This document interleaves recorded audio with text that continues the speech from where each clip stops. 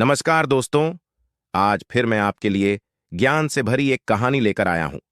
ये कहानी है गौतम बुद्ध और एक दुखी भिखारी के बीच की बुद्ध मॉरल स्टोरी, जिससे जीवन का बहुत अच्छा ज्ञान मिलता है। एक बार महात्मा बुद्ध एक गांव में अपने शिष्यों सहित घने पेड़ डीडीएच की छांव के नीचे बैठते।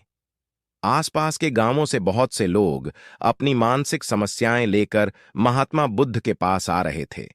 महात्मा बुद्ध उन सब की मानसिक परेशानियों का समाधान देते। सब लोग खुशी खुशी अपनी समस्याओं का समाधान पाकर वहां से लौट रहे थे। वहीं से कुछ दूर बैठा लोगों को बुद्ध के पास जाते देख एक दुखी भिखारी अपने भाग्य को कोसता हुआ यही सोचने लगा कि अभी कुछ देर पहले तो ये लोग दुखी मन से मुंह लटकाए उन महात्मा के पास गए थे, और अब इतना खुश होकर कैसे वापस लौट रहे हैं। आखिर माजरा क्या है? जरा मैं भी जाकर देखूं कि वो महात्मा ऐसा कौन सा खजाना बांट रहा है इन लोगों को। वे इतने प्रसन्न हुए कि उनके चेहरे लाल हो गए। जब वो दुख भिखारी कुछ नजदीक गया तो उसने देखा कि ये महात्मा तो लोगों को प्रवचन देकर लोगों के दुख का निवारण कर रहे हैं। यह देखकर भिखारी के मन में भी तीव्र इच्छा हुई कि क्यों न मैं भी इन महात्मा को अपना दुख बताऊं। मुझे भी अपने दुख का समाधान अवश्य मिलेगा। बस फिर क्या था।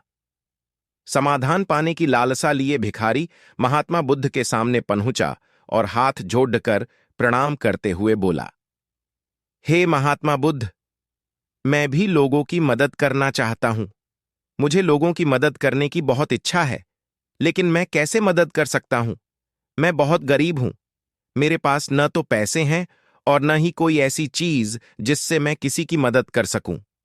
मैं कोशिश करने पर भी किसी की मदद नहीं कर सकता। मुझे भगवान ने इतना गरीब क्यों बनाया? हे महात्मा, मुझ पर कुछ कृपा करो। इतना बोलते हुए भिखारी रोने लगा।